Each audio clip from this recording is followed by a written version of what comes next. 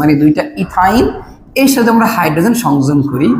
দেখো এখানে হাইড্রোজেন সংযোজন করলে যদি প্রভাবক এখানে দিয়ে আমরা নিকেল আর 280 তাপমাত্রা দিই, আর এখানে প্রভাবক দিলাম প্যালাডিয়াম আর বেরিয়াম সালফেট, দেখো এই প্রভাবক চেঞ্জ হওয়ার কারণে বিক্রিয়া পুরো চেঞ্জ হয়ে যাবে। তার মানে কি দেখার চেষ্টা করো, আমরা যদি দেখি এইখানে যখন নিকেল আর 280 তাপমাত্রা দিব তখন দুইটা পাই বন্ধন ভাঙে। আমরা জানি ত্রিবন্ধন থাকলে একটা সিগমা দুইটা পাই, তার মানে এখানে দুইটা পাই বন্ধন ভাঙে 2 মোল হাইড্রোজেন আইসা যুক্ত 2 মোল করে হাইড্রোজেন আইসা যুক্ত হবে।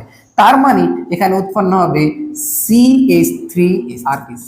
অপরপক্ষে দেখো এখানে যখন প্যালাডিয়াম আর বেরিয়াম সালফেট দিলাম সেখানে একটা পাই বন্ধন ভাঙবে, একটা পাই বন্ধন থেকে যাবে।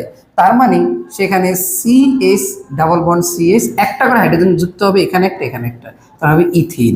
তাহলে দেখো যখন নিকেল 280 দিলাম তখন দুইটা পাই বন্ধন ভাঙলো, উৎপন্ন হলো ইথেন। আর যখন